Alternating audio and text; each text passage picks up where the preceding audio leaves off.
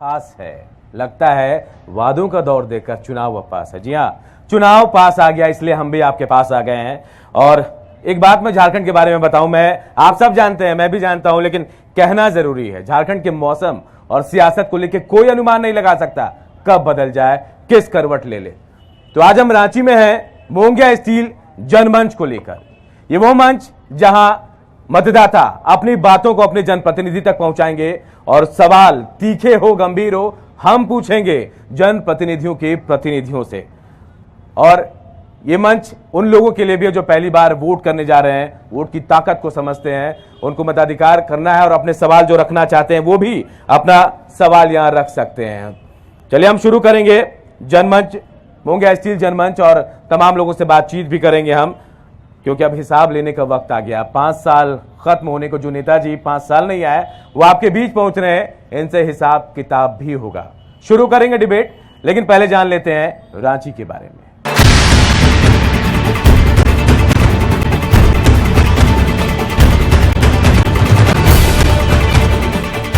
झारखंड राज्य की राजधानी बेहद खूबसूरत शहर है। प्राकृतिक सुंदरता और खूबसूरत पर्यटक स्थलों के दम पर रांची ने दुनिया के मानचित्र पर अपनी अलग पहचान बनाई है। अविभाजित बिहार में अपने ठंडे मौसम के कारण रांची प्रदेश की राजधानी हुआ करती थी। अलग झारखंड राज्य के आंदोलन के दौरान रांची आंदोलन का केंद्र हुआ करता था। रांची एक प्रमुख औद्योगिक केंद्र भी है। रांची लोकसभा क्षेत्र में 1980 के बाद कांग्रेस और बीजेपी के बीच मुकाबला होता रहा है। इस बार यहाँ कांग्रेस के सुबोधकांत सहाय के सामने बीजेपी ने संजय सेठ को उतारा है। बीजेपी ने इस बार 5 बार के सांसद राम टहल चौधरी का टिकट काट दिया है। राम टहल चौधरी निर्दलीय ताल ठोक रहे हैं। राम टहल चौधरी 1991, 1996, 1998, 1999 और 2014 में रांची से लोकसभा सांसद चुने गए, जबकि सुबोधकांत सहाय 1989, 2004 और 2009 में रांची के सांसद चुने गए। तीनों बार सुबोधकांत ने राम टहल चौधरी को करीब 1% वोट से हराया। 2014 में राम टहल चौधरी को रांची में सबसे बड़ी जीत मिली। 1,99,303 वोटों के भारी अंतर से जीत दर्ज की। राम टहल चौधरी को 4,48,729, सुबोधकांत सहाय को 2,49,420, आजसू के सुदेश महतो को 1,42,560 वोट मिले थे। जेवीएम के अमिताभ चौधरी 67,712 वोट पाकर चौथे स्थान पर रहे थे। 2019 के लोकसभा चुनाव में रांची में बीजेपी और कांग्रेस के बीच कांटे की टक्कर के आसार है। कांग्रेस ज्वलंत मुद्दों पर बीजेपी को घेर रही है। रांची लोकसभा क्षेत्र में शहरी और ग्रामीण दोनों इलाके आते हैं। शहरी क्षेत्र में चुनावी मुद्दे अलग हैं और ग्रामीण क्षेत्रों में चुनावी मुद्दे अलग हैं। शहरी क्षेत्र में ट्रैफिक, पेयजल और लॉ एंड ऑर्डर मुख्य चुनावी मुद्दा है, जबकि ग्रामीण क्षेत्र में सड़क और बिजली मुख्य मुद्दा है।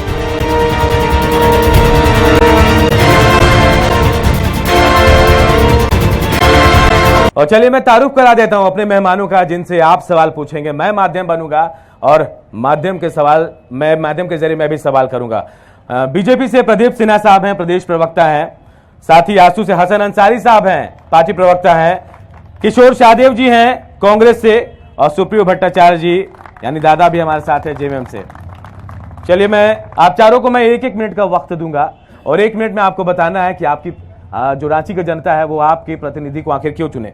सबसे पहले मैं प्रदीप सिन्हा आपके पास आऊंगा और ये वक्त में आपके लिए शुरू करता हूं, क्यों जनता चुने आपके प्रतिनिधि को? देखिए, भारतीय जनता पार्टी के जो हमारे शिखर नेतृत्व हैं, विगत 5 वर्षों में इतना काम किया देश के लोगों के लिए, आम जनजीवन के लोगों के जीवन में सुधार आए, उसके लिए जो हमने प्रयास किए, गरीबों को जो सशक्त किया हमने, राष्ट्र के स्वाभिमान को ऊंचा रखा, और राष्ट्र के स्वाभिमान के साथ साथ हमने सैनिकों का स्वाभिमान कभी नीचे नहीं होने दिया। मैं इसलिए आधार पर कहता हूं कि भारतीय जनता पार्टी के नेताओं के प्रति, भारतीय जनता पार्टी के शीर्ष नेतृत्व के प्रति आम जनमानस के मन में इतना स्नेह है, श्रद्धा है कि भारतीय जनता पार्टी का उम्मीदवार ही इस क्षेत्र से जीत दर्ज करेगा। मैं पूरे दावे के साथ कहता हूं। चलिए बहुत बहुत शुक्रिया आपका। मैं हसन अंसारी साहब के पास आऊंगा। हालांकि आपका उम्मीदवार नहीं, आपके गठबंधन का उम्मीदवार है, लेकिन आपको क्या लगता है क्यों आपकी बात जनता मानेगी? निश्चित तौर पर हमारे यहाँ एनडीए के साथ में अलायंस है, एनडीए का प्रत्याशी है, और रांची की जनता इसलिए एनडीए के प्रत्याशी को अपना मतदान करेगी कि विगत 5 वर्षों में इस देश में जो विकास का गंगोत्री बहाया है, प्रधानमंत्री नरेंद्र मोदी के नेतृत्व में, वैसा इससे पहले 55 वर्षों में कभी नहीं हो पाया था। चाहे वो महिलाओं के लिए उज्ज्वला योजना हो, आज जो महिलाएं घर में चूल्हा फूंकती थी उन्हें अभी सुविधा मिल गया। ग्रामीण महिलाओं को भी, गरीब महिलाओं को भी गैस के माध्यम से वो अपने जीवन यापन चला रही है। अब चूल्हा फूकने का नौबत नहीं आ रहा है। चलिए आपका टाइम खत्म होता है, मैं सीधे चलूंगा सुप्रियो भट्टाचार्य जी के पास। सुप्रियो जी, क्यों चुनेगी जेएमएम को, गठबंधन को? यूनाइटेड प्रोग्रेसिव अलायंस को चुनने के पीछे जो सबसे बड़ा कारण होगा वो होगा कि इस देश को बचाना है, इस देश के संविधान को बचाना है, इस देश के लोकतंत्र को बचाना है, और जो इस देश के समाज की जो सामाजिक साझी संस्कृति है उसको बचाना है। क्योंकि सबसे बड़ा सवाल जब से नेशनल डिजास्टर अलायंस आया है, पूरे राष्ट्रीय स्तर पर जो डिजास्टर हम लोगों ने देखा है, जो आपदाएं आई है, चाहे वो संवैधानिक संस्थाओं पे आपदा आई हो, लोगों के संविधान का, हम लोगों के इस झारखंड में जो 5वीं अनुसूची पे जो हमले हुए हैं उसके खिलाफ ये लड़ाई है और ये निर्णायक लड़ाई है। आप एक नई परिभाषा कर दी एनडीए की। मैं वापस आऊंगा, जब आपसे सवाल लूंगा, मैं किशोर शाहदेव जी के पास आऊंगा, कांग्रेस प्रवक्ता हैं। किशोर जी, आपके उम्मीदवार को क्यों चुनेगी रांची की जनता? देखिए, पिछले 5 वर्षों में हमने सरकार देखी है नरेंद्र मोदी जी के नेतृत्व में, और 2014 में जिस वादे इरादे के साथ सरकार आई थी वो वादे कितने पूरे हुए। आज जनता का सवाल यही है कि कितने लोगों को रोजगार मिला, कितने लोगों को नौकरियां मिली, कितने काला धन वापस आए, कितनी यहाँ पर लोगों की खुशहाली आई, अच्छे दिन आए कि नहीं आए। ये सवाल सरकार के सामने, मौजूदा सरकार के सामने है। और हमारा जो नेतृत्व है किस प्रकार लोगों को मिनिमम बेसिक इनकम देकर लोगों के जीवन स्तर को सुधारने की बात करती है। और दूसरा एक प्रमुख सवाल जो आपने किया था कि रांची के प्रतिनिधित्व को क्यों चुने, तो सुबोध कांत सहाय रांची के घर घर के प्रिय हैं, सबके भैया हैं, और यहाँ पर उन्होंने विधायक के रूप में 3 बार प्रतिनिधित्व किया है और सांसद के रूप में भी 3 बार प्रतिनिधित्व किया है। रांची की एकता को, समरसता को बनाए रखने में उन्होंने महत्वपूर्ण भूमिका निभाई है और हमेशा रांची के लिए। बिल्कुल, आपका वक्त खत्म होता है। चलिए, आपने तारुफ करा दिया कि आपकी जनता क्यों चुने आपके उम्मीदवार को, लेकिन सवाल कई हैं। मैं एनडीए की तरफ से भी कहूंगा और आपके गठबंधन की तरफ से भी कहूंगा। दावे आप भी कर रहे हैं, दावे आप भी कर रहे हैं। प्रदीप जी, पहला सवाल मेरा आपसे ही जाएगा। आपके भी सांसद रहे हैं, डबल इंजन आप कहते हैं, ट्रिपल इंजन मैं कहता हूं, केंद्र में, प्रदेश में सांसद आपके, विकास रुका हुआ है कई जगह। नहीं, आपके दावे मैं पूरी तरह से खारिज करता हूं। डेवलपमेंट हुआ है, लोगों से पूछिए। जिनके घरों में आज गैस का चूल्हा जल रहा है उनसे पूछिए। जो होमलेस घूमते थे लोग यहाँ वहाँ, उनको पक्का मकान दिया, उनसे पूछिए। और महिलाओं के सम्मान का रक्षा करते हुए शौचालय का निर्माण करवाया बड़ी संख्या में। उसके अलावे जो लोग अभी सवाल कर रहे थे कि डिसास्टर अलायंस है, डिसास्टर तब आता है इस देश में जब 1975 में इमरजेंसी लगाई जाती है देश में, तब डिसास्टर आता है। मैं, आपने कहा विकास हुआ, मैं इससे दो राय नहीं रखता, लेकिन मैं ये भी कहूंगा विकास के मायने को समझिए। आप जिस शौचालय की बात कर रहे हैं, कई जगह से हमारे चैनल में तस्वीरें आई कि आप जिस शौचालय की बात कर रहे हैं, भूसा भरा जाता है वहां, गोईठा जिसे कहते हैं वो रखा जाता है। अगर शौचालय आपने बना दिया तो क्या नाम का शौचालय हुई? नहीं, नाम का नहीं है जी, महिलाओं के सम्मान से जुड़ा विषय है ये जी। आपने देखा होगा कई जगहों पर उस शौचालय का नाम इज्जत घर रखा गया जी। तो महिलाओं ने इसको अपने इज्जत से जोड़ के देखा कि खुले में शौच में जाना पड़ता था, शर्मिंदगी महसूस होती। चलिए, आपके सवाल का जवाब भी मैं लूंगा। दादा, आपको लगता है शौचालय सफल हो गया? मैं प्रदीप भाई को थोड़ा सा याद दिलवाना चाहता हूँ, क्योंकि मेरे अच्छे मित्र हैं। यहाँ पर अच्छा ठीक है, आप लोग नहीं मानेंगे वो संस्कृति, इसलिए मुझे मालूम है कि आपके पास वो भाईचारगी नहीं है, वो तो संस्कृति, लेकिन फिर भी मैं तो मांगता हूँ। आपको याद होगा, इतनी शर्मिंदगी की बात है, आप जिस थाना में हैं, जिस थाना क्षेत्र में यह आयोजित हो रहा है, मार्च के द्वितीय सप्ताह में इसी कडरू चौक पर, वहां पर एक लड़की, किशोरी लड़की जाती है सुबह शौच के लिए बाहर और उसका रेप होता है। ये है शौचालय? शर्म आनी चाहिए ये लोगों को। कितना झूठ बोलोगे, कितना बेशर्मी दिखाओगे। उज्ज्वला योजना, अब चल जाइए ना, जिनको जिनको सिलेंडर दिए थे, एक बार तो सिलेंडर दे दिया, दोबारा रिफिल हुआ है क्या? अब चल जाइए गैस एजेंसियों से, 85% रिफिल दोबारा नहीं हुआ। नहीं, आपको क्या लगता है विकास नहीं हुआ? मैं ये नहीं कहता, विकास एक सतत प्रक्रिया है। ये रोड नाली बनाना कोई विकास है क्या? कितना इंडस्ट्री खुला है, एचईसी का रिवाइवल के लिए आप लोगों ने क्या किया? इंफ्रास्ट्रक्चर के लिए आपने केवल और केवल झूठे वादे किए। केवल ठेकेदारों का विकास हुआ है दादा, सरकार तो आपकी जमीन भी पर थी, नहीं हुआ है। सरकार आपकी भी थी दादा, जिम्मेदारी शायद आपकी भी थी। क्या उस वक्त कल कारखाने खुले? एमओयू तो बहुत हुए हैं, देखिए लेकिन कितनी धरातल पर हम उतरे? ही लोग का जितना जी। प्रोजेक्ट था, ये world to world black road, ये हम लोगों ने किया था। उद्घाटन आप कर रहे हो। चलिए, ये बात आप भी कहते हैं, ये बात बीजेपी वाले भी कहते हैं, लेकिन शायद इस पर भी जांच बैठेगी या बिठाना पड़ जाएगा कौन सच बोल रहा है। मैं आऊंगा प्रदीप जी आपके पास, मैं हसन अंसारी साहब के पास हूं। हसन जी, 4.25 साल आप खूब कोसते हैं बीजेपी को, लड़ते हैं, सवाल उठाते हैं, फिर दोस्ती में आ जाते हैं आप, आखिर क्यों? देखिए, पिछले बार भी हमने इससे पहले हमारा गठबंधन नहीं था। पिछले बार हमने भारतीय जनता पार्टी के साथ में गठबंधन के साथ चुनाव लड़ा झारखंडी हितों के मुद्दे पर, और हम निश्चित तौर पर सरकार में रहते हुए हम सजग प्रहरी की भूमिका में रहे हैं। सरकार से अगर हमारी कोई बात ऐसी भी जो झारखंडी जनता के हितों के विपरीत रहा हो, तो हमने सरकार को, अगर सदन में बात नहीं चली तो हमने सड़क पर उतर के उसका विरोध करने का काम किया है। इसका मतलब ये नहीं है कि मैं सरकार के खिलाफ हूं, लेकिन सरकार को हमने समय समय पर सचेत करने का काम किया है। ये विरोध बंद क्यों हो गया टिकट मिलने के बाद? अब देखिए, ये एक राष्ट्रीय ये अभी जो चुनाव हो रहा है, ये जनरल इलेक्शन हो रहा है जी। और अभी हम मतलब आप चुनाव आएगा तो साथ चले जाएंगे, चुनाव नहीं रहे तो विरोध करेंगे आप? देखिए, ये जो गठबंधन है हमारा, जी, निश्चित तौर पर हमारा पारंपरिक गठबंधन है। हम पिछले 2000 से भारतीय जनता पार्टी के साथ में है, लेकिन विधिवत गठबंधन पिछले चुनाव में हुआ है।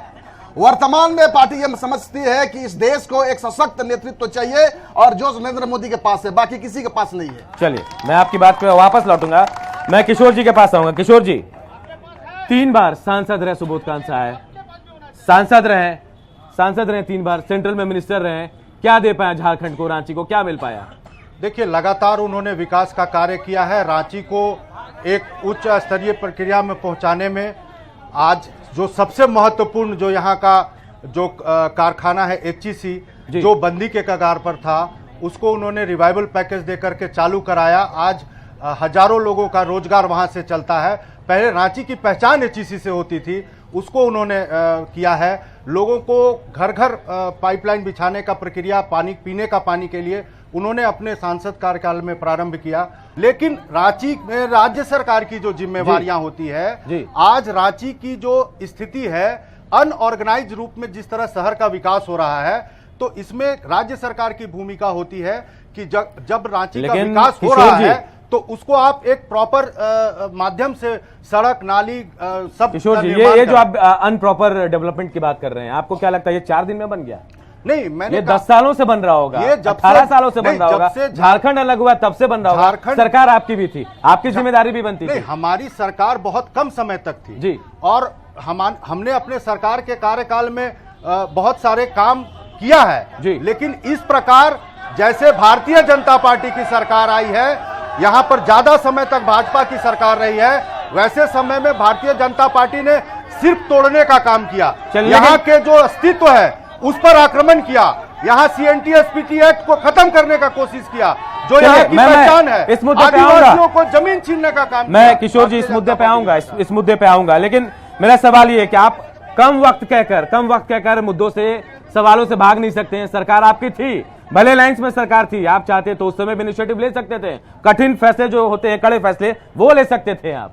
बिल्कुल, हम लोगों ने जितना हम लोगों को समय मिला उसमें हम लोगों ने फैसले लिए हैं, लेकिन जिस प्रकार से अभी सरकारें चल रही है, जिस प्रकार से झारखंड का आज अस्तित्व खतरे में है, यहाँ की लोगों की पहचान जो है वो खतरे में है। यहाँ पर अब जो उद्योगपतियों को आप 1 रुपया में जमीन देते हो और यहाँ के जो आदिवासियों का रक्षा कवच है उस पर आप अटैक करते हो, तो इन सब चीजों का आज जो चुनाव में है, आज लोग बैठे हैं सवाल का जवाब लेकर के, जो मौजूदा केंद्र और राज्य में सरकार है उससे लोग सवाल करेंगे। चलिए, आप तमाम लोग दावे कुछ भी कर रहे हैं, हिसाब तो जनता करेगी, जनता हिसाब करेगी, हम माध्यम बनेंगे। प्रदीप जी, अब मैं मुद्दों पे आता हूं। लोग ये कहते हैं कि लोकसभा का चुनाव बड़ा होता है, मुद्दे अलग होते हैं, राष्ट्रीय मुद्दे होते हैं, लेकिन मेरा मानना है कि रांची की जनता, बिहार झारखंड जैसे जगह की जनता मुद्दे बड़े नहीं देखती, वो देखती है मेरा नाली बना कि नहीं बना, मेरी सड़क बनी कि नहीं बनी, मेरे घर में पानी पहुंच रहा है कि नहीं पहुंच रहा है। आपको लगता है कि पानी पहुंच गई पूरे रांची में? इसकी चर्चा तो हम करेंगे जी। जब उपयुक्त समय आएगा, विधानसभा का चुनाव आएगा, उस वक्त हम जवाब देंगे। लेकिन आज अभी जनता राष्ट्रीय जवाब मांग रही है मुद्दे- प्रदीप जी। अभी राष्ट्रीय मुद्दे जी। राष्ट्रीय राजनीति की दिशा तय करेंगे जी। और मैं जवाब दे रहा हूँ। जी। मेरे मित्र ने प्रश्न उठाया कि जो योजना हमने शुरुआत की उसकी हम फीता काट रहे हैं। बता जी। 2 उदाहरण बताता हूँ। जी। सरदार सरोवर डैम जब गुजरात में शिलान्यास किया जवाहरलाल नेहरू ने, उसको शुरू किसने कराया? मंडल डैम डाल्टनगंज में 1972 में उसके शिलान्यास रखी गई। लागत थी 20 करोड़ रुपए और अभी तक कंप्लीट नहीं हुआ। नरेंद्र मोदी जी की सरकार ने शुरू किया, अब लागत जाके हो गई 2300 करोड़। जी। इसकी जो गवर्नमेंट एक्सचेकर पर जो बोझ पड़ा, तो क्या तथाकथित जो पहले की सरकारें थी उस पर ये जिम्मेदारी नहीं जाती है क्या कि सिर्फ मंडल डैम के टाइमिंग को लेकर बड़ा सवाल होता नहीं? है। टाइमिंग जी। क्यों? हमने काम किया कि नहीं ये बताइए। हमारी जी। नियत पर प्रश्न आप खड़ा करते हैं तो आप ये भी बताइए कि हमने उन योजनाओं को, जो परियोजनाएं वर्षों से लंबित पड़ी थी, जी। प्रधानमंत्री ने स्वयं इंटरेस्ट लेकर उन योजनाओं की शुरुआत करवाई या नहीं करवाई? दादा, टाइमिंग मंडल डैम कह रहे हैं कि बहुत सालों से पड़ा था, लेकिन जवाब- टाइमिंग जिस समय उद्घाटन प्रधानमंत्री नरेंद्र मोदी साहब ने किया, क्या हुआ अब तक वहां? कौन सा मंडल डैम और किस मंडल डैम की परिकल्पना आप लोग करते? किनको डुबाना चाहते? नीलांबर पीतांबर के गांव को डुबाना चाहते? उनकी पहचान को मिटाना चाहते? मूलवासी आदिवासियों को समाप्त कर देना चाहते? वो पानी बिहार को चल जाए और हम लोग क्या करें? हम लोग डूब के मरे। ऐसा विकास नहीं चाहिए। विनाश को आधार बनाकर विकास हमें स्वीकार नहीं है। आपने क्या किया? हम लोगों ने मंडल डैम को हम लोग कतई स्वीकार नहीं करेंगे और आज भी मंडल डैम के खिलाफ हम वहां पर लड़ रहे हैं। देखिए 3100 हेक्टेयर का भूमि यहाँ सिंचित होगा और 14,000 हेक्टेयर भूमि बिहार को सिंचित होगा जी। और यहाँ के लोग प्रभावित होंगे, यहाँ के लोग विस्थापित होंगे। तो सरकार का ये कर्तव्य है और ये भी कानून है कि विस्थापन का पहले पुनर्वास की योजना आप बताइए। यही आप विडंबना आके है। पहले शिलापट में शिलान्यास कर देंगे तो विस्थापित जो लोग होंगे वो कहाँ जाएंगे? थोड़ी विडंबना है शाहदेव जी, क्योंकि मैं ये कह रहा हूं कि शुरुआत जब होती है तब आपको बंद करना था, आवाज बुलंद करनी थी, लेकिन दोबारा मोदी जी आते हैं, पैकेज देते हैं कि हाँ इसे ठीक करना है, शुरू की जाएगा। हमने अपनी गलतफहमी फैला रहे हैं। हमने अपनी बात अपने हमारे लोकल यूनिट पूरा वहां आंदोलन के लिए गया। एक वहां से 5 किलोमीटर पहले सैकड़ों कार्यकर्ता की अरेस्टिंग कर दी गई। हम लोग अपनी बात को प्रधानमंत्री से के समक्ष रखना चाहते थे कि झारखंड के लोगों की क्या समस्याएं हैं। हमारे चाहे जिला के अध्यक्ष हो, चाहे पूर्व मंत्री हो, सभी लोगों की गिरफ्तारियां हुई थी मंडल। शायद ये बात आपको पता थी कि आप वहां जाएंगे तो अरेस्ट हो जाएंगे आप, ये बात शायद आप जानते नहीं तो हम तो प्रधानमंत्री अगर देश का गलत काम करेंगे उसका विरोध नहीं करेंगे। देश का प्रतिनिधित्व कर मैं रहे हैं, आऊंगा आपके तो पास। उनको शांतिपूर्वक चलिए। हमारे डेलीगेशन से बात करना चाहिए था। चलिए, मैं अब आम लोगों के पास जाता हूं और सवाल पूछने की कोशिश करता हूं, आम लोगों के क्या मुद्दे हैं, क्योंकि मैं आपको ये भी बता दूं कि यहां बहुत सारे ऐसे लोग हैं जो तीखे सवाल भी आप चारों से करेंगे। मैं गुजारिश करूंगा हाश ना हो, जवाब दें, क्योंकि आज हिसाब किताब मांगने लोग आप लोगों के बीच आ रहे हैं और मैं भी आया हूं शायद लोगों की बात रखने। सबसे पहले मैं एक प्रत्याशी बीएसपी के हमारे साथ हैं यहाँ पे, विद्याधर जी, और साथ ही बीजेपी के लिए मुश्किल खड़ी करने वाले रामटहल चौधरी साहब के बेटे भी हैं यहाँ, प्रदीप जी, मुश्किल होगी। सबसे पहले मैं विद्याधर जी के पास आऊंगा।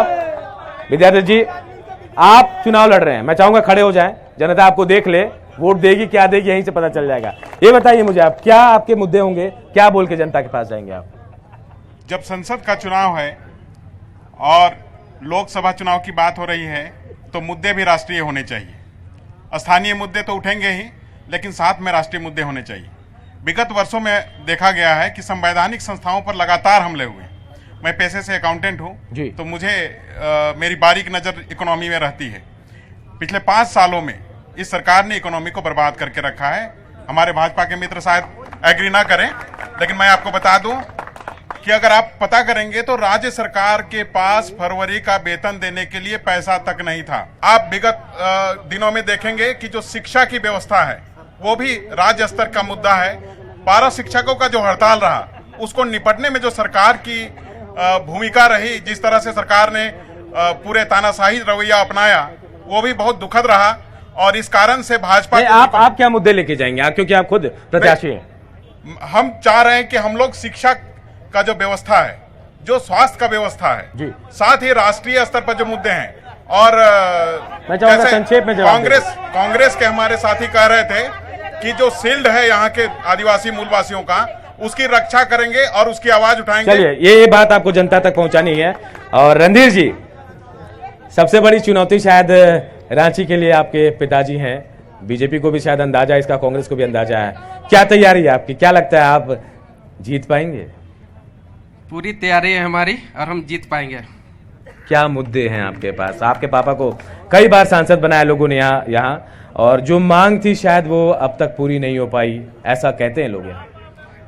नहीं, मांग थी वो तो अब तक पूरी नहीं हो पाई। काम इतने हुआ है जिसको गिनाने लगे तो यहाँ घंटों लग जाएगा जी। जिनका सांसद काल में इतने सारे कार्य में, चाहे झारखंड अलग करने की बात हो, चाहे एचईसी की बात हो, चाहे अभी पेयजल की बात कर रहे थे, तो जितने भी कार्य जो अब दिख रहा है आपको धरातल पे, सभी सांसद जी का किया हुआ है जी।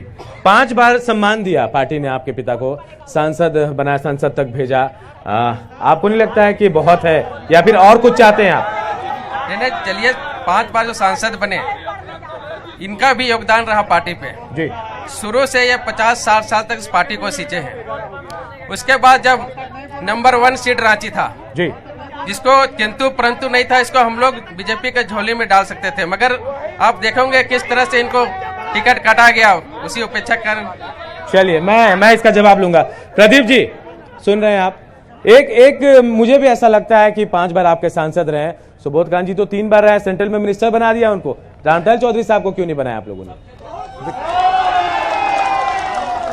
देखिए, पार्टी के कुछ पॉलिसी मैटर होते हैं जी, और उसको पब्लिकली डिस्कस नहीं किया जा सकता। कमजोर मानते हैं रामदयाल चौधरी को आप? नहीं, मैं आपके सवाल का पूरा जवाब दे दूं जी। अब जहां तक प्रश्न है रामदयाल चौधरी जी के चुनाव मैदान में उतरने का, पार्टी ने 5 बार सांसद बनाया जी, 5 बार जीते, 4 बार हारे जी, 9 बार पार्टी ने उन पर भरोसा व्यक्त किया, और पार्टी के कार्यकर्ताओं ने जो उनको सम्मान दिया, जो प्यार दिया, हम उनको अपना अभिभावक मानते हैं, आज भी अभिभावक मानते हैं उनको, और वही प्यार और सम्मान चलिए पार्टी के प्रति वापस मैं आम लोगों से सवाल लेता हूं। मैं सबके पास आऊंगा, कोशिश मैं पीछे से करता हूं। मैं बता दूं कि सारे लोग यहाँ पर जब से झारखंड अलग हुआ, जितने भी जो भी जिस पार्टी का बना, झारखंडियों को सिर्फ ठगने का काम, मुंडा ने मुड़ के रख दिया, कोड़ा ने कोड़ के रख दिया, और ये रघुवर सरकार ने कमर तोड़ के रख दिया।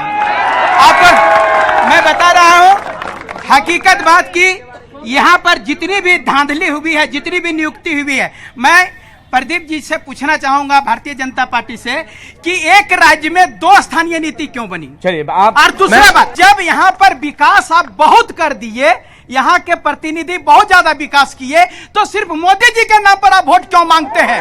चलिए मैं जवाब लेता हूं। आप अपनी छवि पर वोट क्यों नहीं? मैं जवाब लेता हूं। प्रदीप जी, मनोज बहुत गंभीर सवाल कर रहे हैं, जवाब चाहिए इसका। देखिए, जहां तक प्रश्न है कि हम नरेंद्र मोदी जी के नाम पर क्यों वोट मांग रहे हैं जी, तो मनोज जी को यह भी जवाब देना चाहिए कि हमारे विरोधी दल के पास कौन नेता है जिसके दम पर ये वोट मांग सकते हैं जी। हमारे नेता की स्वीकार्यता सिर्फ देश के भीतर नहीं, विदेशों में भी मान सम्मान बढ़ा है इस देश का। इसलिए नरेंद्र मोदी जी की आज स्वीकार्यता जो है पूरे देश के लोगों के बीच है, और पब्लिक के बीच से जब मोदी मोदी के नारे लगते हैं तो कोई वो प्रायोजित भीड़ नहीं होती है जी। और जहां तक प्रश्न है, मैं उनके सवाल का जवाब मैं उनके सवाल का जवाब दूं। मैं गुजारिश कर रहा हूं, आप अगर शांत रहेंगे तो प्रदीप जी की बात आप तक आएगी, और अगर आप लोग आवाज शोर करेंगे तो ये आवाज शायद पूरे देश तक नहीं पहुंचेगी। चलिए, एक छोटी बच्ची है, एक छोटी सी बच्ची बहुत देर से मुझे बुला रही है। बताइए बेटा, क्या सवाल है आपका? सर, मेरा कांग्रेस के प्रत्याशी से यह सवाल है कि उनकी जो न्याय योजना है, मैक्सिमम इनकम मिनिमम इनकम, उसमें उन्होंने वादा किया है कि वो 20% गरीबों को हर दिन 72,000 हर मंथ 72,000 रुपीज देंगे।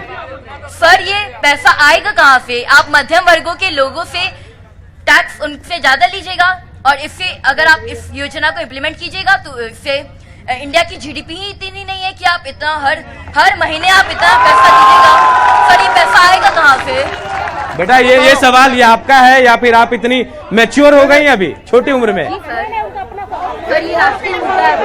चलिए किशोर जी, अगर वाकई ये सवाल इस छोटी बच्ची का है तो आप झारखंड के जो वोटर्स हैं, जो मतदाता हैं, उनका दम समझ सकते हैं। मैं बताना चाहता हूं, बहुत अच्छा सवाल उन्होंने किया है, इसलिए कि देखिए, जो 72,000 रुपया सालाना बेसिक मिनिमम इनकम का जो न्याय योजना है, उसमें जिसकी आमदनी 6,000 है, उसको हम 6,000 और एडिशन करके 12,000 प्रति महीना देंगे। ये हमने वादा किया है। पैसा कहां से आएगा? पैसा जो नोटबंदी में आपने देश का अर्थव्यवस्था को नुकसान पहुंचाया, जो गलत जीएसटी से नुकसान पहुंचाया, नोटबंदी जो जो है, आपने क्या विजय करेंगे माल्या आप इसे के लेकर? पॉकेट में डाला, जी। जो निर्मला मोदी के पॉकेट में डाला, पैसा वहां से भी आएगा। और इसकी पूरी योजना, कोई आदमी का टैक्स में बढ़ोतरी नहीं किया जाएगा, किसी भी तरह का। ये पहले बताया गया है, जो वो पूछ रही थी कि क्या आप मध्यम वर्गीय पर टैक्स का बोझ ला देंगे, किसी के ऊपर टैक्स का बोझ नहीं लादा जाएगा। और ये वादा, पैसा आएगा, देश के पास पैसा है, पैसा अगर हम उद्योगपति, आपको ऐसा नहीं लग रहा किशोर जी चुनावी वादे हैं? नहीं, चुनावी वक्त वादे चुनाव नहीं। का है, चुनावी और ये वादे जो नहीं है, है। ये वादे जो ये किशोर जी संकल्प है हमारा। इससे बड़े बड़े वादे बीजेपी ने भी किए थे, लेकिन अब वो कहा जाता है, विपक्ष बैठ के आप भी कहते हैं कि वो वादे चुनावी थे। किया है, आप पर कैसे भरोसा करेगी जनता? हमने इसलिए नहीं, आप पर कैसे जनता भरोसा करेगी? किसानों का ऋण माफ करने के लिए कहा, मैंने 2 दिन में किसानों का ऋण माफ करके दिखाया है। छत्तीसगढ़ की जनता, राजस्थान की जनता। चलिए मैं सवाल लेता हूँ। कांग्रेस के प्रवक्ता जी से पूछना चाहता हूँ, आप ही के गठबंधन में से एक बोल रहे हैं जो देश में 2 प्रधानमंत्री होना चाहिए, तो इसमें आपका क्या विचार है? बिल्कुल जवाब दीजिए किशोर जी। नहीं, देखिए, हम लोग देश में एक ही प्रधानमंत्री और देश के डेमोक्रेसी के रक्षा के लिए है। हम लोगों को जी जवाब दें आप किशोर जी। हम लोगों को देश में कहीं 2 प्रधानमंत्री की बात हम लोगों ने नहीं की है। नहीं, आपने गठबंधन तो आपने नहीं, गठबंधन के लोगों को जो हमारी चीजें। चलिए आप तमाम लोग अगर शांत होकर सुनेंगे ना तो शायद दोबारा सवाल भी कर सकते हैं, लेकिन ऐसे ना तो जवाब नहीं मिलेगा आपको। मैं गुजारिश करूंगा, चलिए भाई सुनिए, बैठ जाइए भाई। सवाल आप लोगों का है। अगर आप लोग शोर करेंगे तो जवाब नहीं मिलेगा। क्यों सम्मान को ठेस पहुंचा रहे हैं? गुजारिश है, आपके प्रतिनिधि हैं भाई। मैं गुजारिश करूं, मैं गुजारिश करूं, नहीं मैं आऊंगा। सुनिए मेरी बात, मैं गुजारिश कर रहा हूं। देखिए राजधानी में रहते हैं आप लोग। बस सुनिए मेरी बात सुनिए। क्या आज आप यहाँ आवाज उठा रहे हैं? नहीं, आप आवाज उठा रहे हैं भाई, जवाब तो देने दीजिए। संसद आप चले जाइए भाई साहब, क्यों प्रतिनिधि को भेज रहे हैं? इतना सवाल यहाँ उठा रहे हैं, वहां उठाइए जाके आप लोग। थोड़ा गंभीर बनिए भाई, गंभीर। अगर आपको देश में प्रधानमंत्री चुनना है, सांसद चुनना है, गंभीर बनना पड़ेगा आप लोगों को। गंभीर बनिए। चलिए किशोर जी से सवाल का जवाब लेता हूँ। किशोर जी 2 प्रधानमंत्री का सवाल था बीजेपी की तरफ से, जवाब आपसे चाहिए। नहीं, 2 प्रधानमंत्री का हमने नहीं उठाया है विषय जी। किशोर जी, हमने 2 प्रधानमंत्री का कहीं नहीं उठाया है। इनको बताना चाहिए कि जो बोल रहे हैं 2024 के बाद देश में चुनाव नहीं होगा जी, उस पर क्या कहना है? जो बोल रहे हैं प्रजातंत्र, इसके बाद चुनाव ही नहीं होगा। 19 के आखिरी चुनाव है। चलिए सांसद कहते हैं, इनके प्रतिनिधि कहते हैं। देखिए, सवाल मेरे हिसाब से मुझे जो लग रहा है सिर्फ बीजेपी और कांग्रेस से सवाल कर रहे हैं। 2 प्रतिनिधि और हैं। जो जेएमएम से सवाल लेना चाहता है वो हाथ उठाए। जेएमएम से सवाल नहीं, मैं इधर से भी आऊंगा, इधर आपके पास आ चुका हूं मैं। चलिए मैं इधर हूं। जेएमएम से सवाल करेंगे। जेएमएम का सवाल कोई करे? चलिए, मैं जेएमएम से सवाल पूछना चाहता हूं। आप जल, जंगल और जमीन की रक्षा की बात करते हैं, जबकि आपके ही केंद्रीय अध्यक्ष जी, पूर्व मुख्यमंत्री जी के नाम से आदिवासियों की जमीन को लूटने का जो आरोप है, इस पर अभी तक रांची लोकसभा की जनता को कोई स्पष्टीकरण नहीं मिला है। इसका हम जेएमएम के नेता से जवाब चाहते हैं। चलिए, ये हालांकि दादा ये सवाल मेरे जहन में भी था कि आरोप बहुत लगते हैं, बहुत आरोप। बिल्कुल, आप थोड़ा सुन लीजिए दादा, ये सवाल थोड़ा सुन लीजिए। हाँ, नहीं सवाल सुना मैंने, आरोप लगा है, जेएमएम पे लगा है। नहीं, मैं वही तो बताना चाह रहा हूँ जी। भाई रुको ना यार, नाटक मत करो। नाटक मत करो। मैं गुजारिश कर रहा हूँ भाई, आप तमाम लोगों से बैठो ना, भाई बैठो जवाब ना। लीजिए आप। सवाल तो जवाब। आप अगर यहाँ सवाल कर रहे हैं तो जवाब भी यहीं मिलेगा आपको। जवाब यहाँ से संसद जाके ले लो जवाब ना। नहीं मिलेगा आपको। जवाब यहां से लो, नाटक बंद करो। ये नाटक पिछले 4.5 वर्षों से आपके मुख्यमंत्री कर रहे हैं। आपके मुख्यमंत्री स्पेशल इन्वेस्टिगेशन टीम बनाए थे देवाशीष गुप्ता की अध्यक्षता में। कहां है उसका रिपोर्ट? हम आदिवासी मूलवासी डंके की चोट पर कहेंगे ये राज का जमीन झारखंडियों का है। क्या बात करते हो? हिम्मत है तो हम लोगों ने जो चुनाव आयोग को कहा है, जो हम लोगों ने इनकम टैक्स को कहा है, उस पर जांच बैठाओ। हम हर जांच करने को तैयार है। नौटंकी करते हो तुम लोग, ये नौटंकी अब बंद करो। यहाँ पर खाली व्हाट्सएप यूनिवर्सिटी वाले आए, किसने कह दिया? चलिए दादा मैं इसका जवाब लूंगा। दादा मैं इसका जवाब लूंगा। मुद्दे बहुत गंभीर आ गए हैं क्योंकि सीएनटी एसपीटी का मामला है, तो मैं चाहूंगा कि दोनों तरफ से जवाब मिलेगा। दादा ने भी सवाल उठाए, बीजेपी के लोगों ने भी उठाए, दोनों से जवाब लूंगा। लेकिन एक छोटा सा ब्रेक लेता हूं, ब्रेक के बाद लौटेंगे तो फिर वापस इन्हीं सवालों पे हम जवाब करेंगे और देखेंगे मोंगिया स्टील जनमंच में जवाब लेते हम सवाल का। प्रदीप जी, बहुत गंभीर सवाल था प्रदीप जी। सीएनटी एसपीटी दादा ने कहा अगर आपके पास कोई प्रूफ है केस क्यों नहीं करते हैं आप? नहीं, बता रहा हूँ जी कि इनकी नौटंकी तो राज्य की जनता ने तब देखी जब अर्जुन मुंडा जी की सरकार में भागीदार थे जी, और स्थानीयता के मुद्दे पर सरकार से अलग हुए। 14 महीने सरकार में रहे लेकिन तब स्थानीयता की सुध नहीं आई। लेकिन जब विपक्ष में बैठते हैं तब स्थानीयता का रोना रोते हैं। जब स्थानीयता को महत्व देने की या झारखंडियों के स्वाभिमान की बात होती है तो राज्यसभा की सीट किसी बाहरी को बेची जाती है या फिर परिवार के लोगों को दी जाती है। बालू का जो मसला है, बालू बाहर की कंपनी को बेचा जाता है। ये इनका झारखंडी स्वाभिमान है। इसलिए मैं समझता हूं कि झारखंडी स्वाभिमान की बात करना, जल जंगल जमीन से अपने को जोड़कर देखना। सवाल शायद हो सकता है जवाब डाइवर्ट हो रहा होगा। समय दे दे मैं बोलूं। मैं संक्षेप में जवाब चाहूंगा आपसे। जी, मैं संक्षेप में जवाब दे रहा हूँ। देखिए, जेएमए में क्या डेवलपमेंट का कॉन्सेप्ट ये है कि न जमीन देंगे लेकिन रोजगार चाहिए, कोई डैम नहीं बनने देंगे, विस्थापन नहीं होना चाहिए लेकिन रोजगार चाहिए जी, सिंचाई के लिए पानी चाहिए, लोगों को कहीं बाहर न जाना पड़े राज्य से काम करने के लिए। तो इनकी तो मतलब आप कह सकते हैं, आप जिस जमीन की बात कर रहे हैं, जिस जमीन के लिए बात कर रहे हैं प्रदीप जी, इसका विरोध तो शायद भारतीय जनता पार्टी अखिल हसन साहब ने भी किया, इनकी पार्टी ने भी किया है। भारतीय जनता पार्टी अखिल भारतीय सोच की पार्टी है, पूरे देश को समग्र दृष्टिकोण से चलिए प्रदीप जी, संकुचित न मैं सवाल आपके सवालों को बोलूंगा इनसे। हसन जी जो बात कह रहे हैं प्रदीप जी कि आरोप यहाँ लग रहा है, लेकिन जमीन के मुद्दे पर तो आप तो विरोध में थे, आपने कहा बहुत कुछ कहा, लेकिन शायद अब आप खामोश हो गए हैं। देखिए, थोड़ा शांत रहिएगा तो मैं बात करूंगा, थोड़ा रुकिएगा। अभी सुप्रियो जी ने कहा कि देवाशीष गुप्ता के नेतृत्व में एसआईटी का गठन हुआ था। इनको पता होना चाहिए कि उस एसआईटी की रिपोर्ट सबमिटेड है, उसमें 17 जगह पर यह साबित हो गया है कि सोरेन एंड फैमिली ने जमीन खरीदा है। मैंने पूछा था कि बताएं सुप्रियो जी, रिपोर्ट है, सबमिटेड है गवर्नमेंट का, अब यहां थोड़ी रह सकता है। सब हम ही दिखाएं, जाकर पढ़िए। देखिए, दूसरी चीज है, ये पूछिए इनसे कि गुरुजी या हेमंत सोरेन मूल रूप से कहां के वासी हैं? क्या रामगढ़ के, नेमरा के, गोला ब्लॉक के, कहां के रहने वाले हैं ये?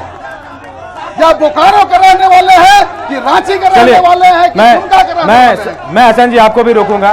शायद रहा सवाल सीएनटी एसपीटी एक्ट पर संशोधन के मुद्दे पर इन्हीं के नेता हेमंत सोरेन ने सहमति दी थी टीएससी की बैठक में। टीएससी की बैठक तीसरी सबसे बड़ी चीज, शांत रहिए। अगर आपको जवाब चाहिए तो शांत रहिए। सच कड़वा होता है, जब सच में सच कड़वा होता है। देखिए, अर्जुन मुंडा की चलिए स्थानीय मुद्दे पर हसन जी मैं रोकूंगा आपको। सवाल हो गया आपका, आपके लोग भी शोर कर रहे हैं। मैं तमाम लोगों से गुजारिश करूंगा, अगर उन्हें जवाब चाहिए तो आप अपने लोगों को कह सकते हैं। नहीं, मैं तो वही बार बार कहता हूं कि देखिए, कहावत है हम लोगों में कि चोर मचाए शोर, तो इसलिए शोर थोड़ा कम कीजिए, थोड़ा शोर कम कीजिए। ये इनको फायदा इसलिए है कि सीएनटी एसपीटी एक वक्त नहीं है। अच्छा रुको सजा रुको ना भाई मेरे, मैं- सुन लो कानूनी दांव पेच में बच देखिए रहे हसन जी, हैं। हसन जी, मैं गुजारिश करूंगा, आपका पानी पी लिया परिचय- आपने, थोड़ा रुक जाइए, अब दादा से जवाब लेते हैं। इनकी थोड़ी मैं इनकी तारीफ कर देता हूँ। जी नहीं, तारीफ तो मेरी बाद में कीजिएगा। नहीं, पहले तारीफ ही कर जनता ये जानना चाहती है। चलिए, मैं पूछ रहा हूँ, मैं पूछ रहा हूँ, मैं पूछ रहा हूँ हसन जी, मैं गुजारिश करूंगा हसन जी, अरे हसन जी, आप सवालों के बौछार करेंगे, सवालों के बौछार करेंगे, एक जवाब नहीं मिलेगा शायद। सुनते हैं, सवाल सुनते जवाब हैं तो दे जी। दीजिए। मैं इनका एक तारीफ करवा दूं, जो मेरे यहाँ पर भाई लोग हैं जी। ये लोग 2 विधायकों की पार्टी हुआ करते थे, एक सरकार के मंत्री थे और एक विपक्ष में बैठते। ये परिचय इनका है, मैं आपसे करवा दिया। दूसरा परिचय, बड़ा अनर्गल बात करते हैं हसन जी, गुरु जी का परिचय पूछ रहे हैं। अरे जिनके बदौलत आज यहाँ झारखंड पे खड़े हैं, उनसे परिचय पूछ रहे हैं। क्या संस्कार पाए हैं? और रहा सवाल परिचय की बात नहीं, हमने पता पूछा है। पता आपको मालूम है। और रहा सवाल पता था आपको इस भी राज्य मालूम के है कि आंदोलन में गुरु जी छत्तीसगढ़ अकेले राज्य नहीं में थे, कहा है। हम भी आंदोलन किए हैं। 1986 से हमारा आंदोलन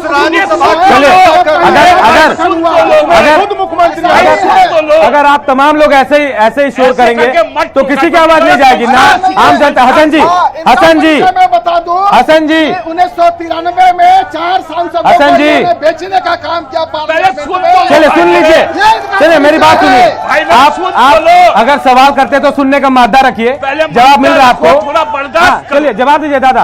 आप जो देवाशीष कमेटी के रिपोर्ट पे इतना सार्वजनिक तरीके से जिस प्रकार से झूठ बोले हो, हिम्मत हो तो चुनाव जैसे संपन्न हो जाए वो रिपोर्ट सार्वजनिक कर दीजिए पब्लिक डोमेन में। और जो 17 जगह का बात कर रहे हैं, आप तो वही बात कर रहे जो हेमंत सोरेन ने अपने चुनाव के एफिडेविट में कहा है। चलिए एक मुद्दे पर कहीं इनकार करते एक मुद्दे पर दादा, एक मुद्दे पर हसन जी, एक मुद्दे पर हम तमाम लोग बहुत देर से चर्चा कर रहे हैं। मुद्दे तो कई हैं हमारे यहाँ, कई मुद्दे, हम बढ़ते हैं आगे दूसरे मुद्दे की ओर। चलिए हम ट्रैफिक व्यवस्था की बात करते हैं शहर की, या फिर जो अपराध व्यवस्था, आपराधिक कंट्रोल की बात है। क्या प्रदीप जी लगाम लगा पाए आप लोग? देखिए, राज्य की राजधानी बनने के साथ जो है हमको एक ऐसा विरासत मिला था जी, जहां सब कुछ आप कह सकते हैं कि अस्त व्यस्त था, तो उसको सजाने संवारने में वक्त लगता है। 5 साल लग जाएंगे? 5 नहीं, 50 साल लगेंगे जी। इसलिए लगेंगे कि अपने तो सपनों क्या का 50 साल भारत जनता से मांग रहे हैं? सपनों का भारत बनाना चाहते हैं, स्मार्ट सिटी डेवलप कर रहे हैं, राज्य के ट्रैफिक व्यवस्था को हम सेंट्रली मॉनिटर करेंगे। 5 नहीं 50 साल लगेंगे, तो 50 साल बीजेपी मांग रही है शायद। आपने रांची की चर्चा की जी। आज रांची की सड़कों की क्या हालत है? बीचों बीच गड्ढे कोड़ दिए गए हैं सीवरेज के नाम पर, और जिसका यहाँ प्लान बना, आज तो वो मुख्यमंत्री हैं, खुद आरोपी है मैनहट्ट में।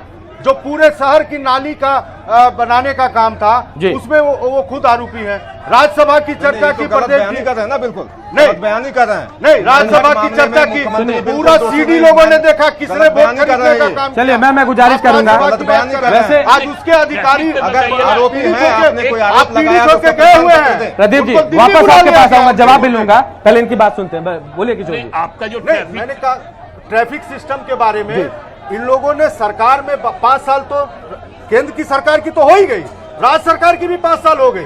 क्या रांची के 3 फ्लाईओवर की बात होती है अक्सर, 3 फ्लाईओवर की। फ्लाईओवर आप रातू रोड से पिस्का मोड़ चले जाइए, मेन रोड से आप डुरंडा चले जाइए, कितना टाइम लगता है आपको? अंदाजा दादा आप भी समझ सकते हैं। मेट्रो सिटी में देखिए कितने दिनों में फ्लाईओवर बनती है। तो मेट्रो क्यों नहीं बना लिया आप लोगों ने? जब तक यहाँ पर 4 बार 5 बार टेंडर अपने चहेते को मिलेगा नहीं, तब तक वो कैंसिल होता रहेगा। और यहाँ के लोग जो सहयोग भी करना चाहते हैं, उनको उचित मुआवजा मिलना चाहिए जी, ये हमारा मांग है। चलिए लोगों ने उचित मुआवजा की मांग की है।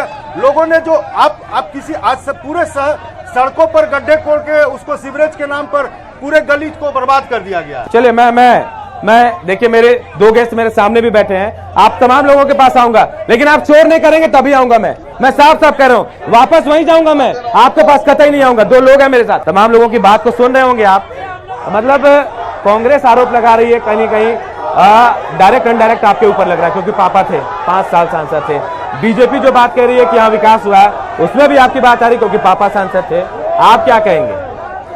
नहीं, यहाँ पे सारे पार्टी लोग आपके सामने खड़े हैं। और एक दूसरे को जो आरोप प्रत्यारोप लगा रहे हैं और पीछे जो बैठे हुए हैं वो भी किस तरह से हुड़दंग मचा रहे हैं, आप देख रहे हैं। तो हम बस यही कहना चाहेंगे कि सांसद राम टहल चौधरी जन जन के नेता हैं। उन्होंने एक एक क्षण पब्लिक आम जनता के लिए अपना जीवन को दिया है और उन्होंने करके भी दिखाया है। और 5-5 बार सांसद रहे हैं, 2 बार विधायक रहे हैं। कोई एक बार नहीं कर सकता है कि ऐसे सांसद पे कोई भी दाग लगा हो।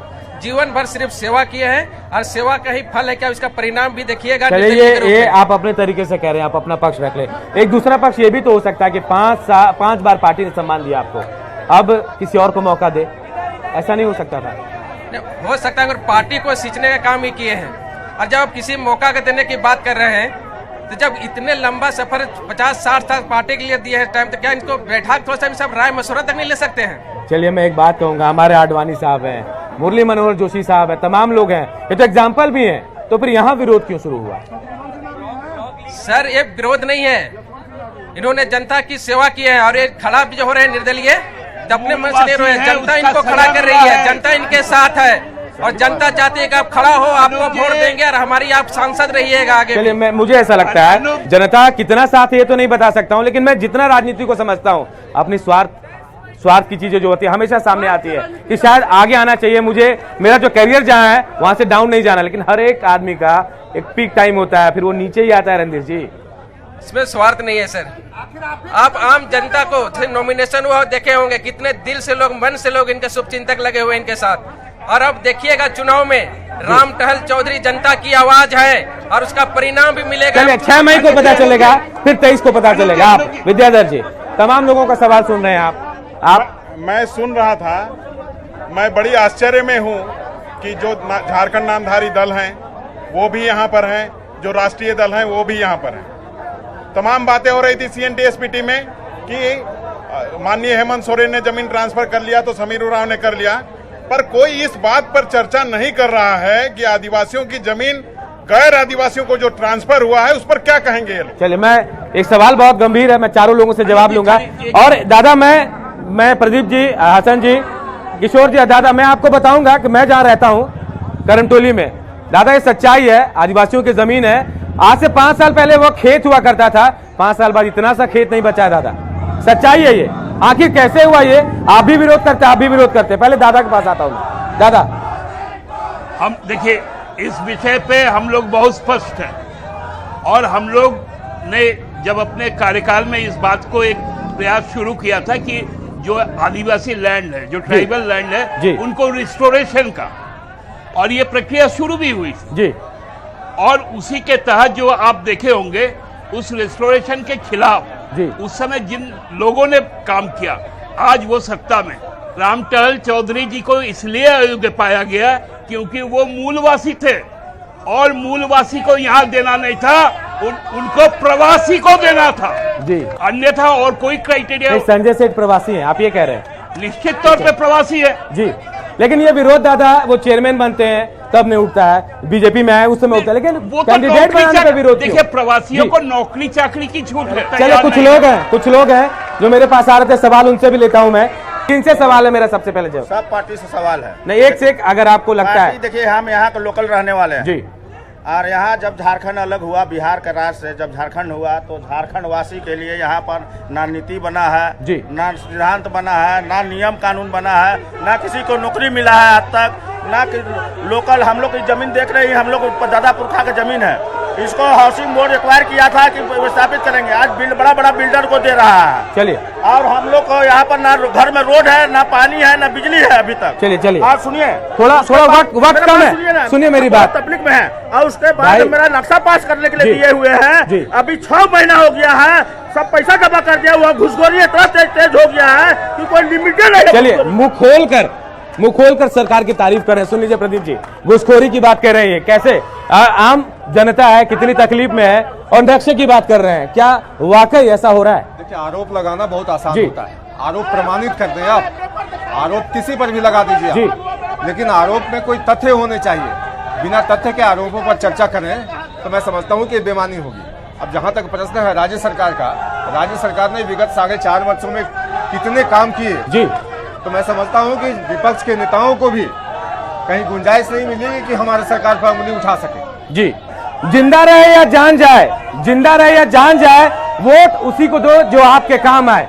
वक्त नहीं हमारे पास। बहुत बहुत शुक्रिया। झारखंड मोंगिया स्टील जनमंच में आने के लिए आप तमाम लोगों का बहुत बहुत शुक्रिया। जवाब इनको मिलेगा 23 मई को।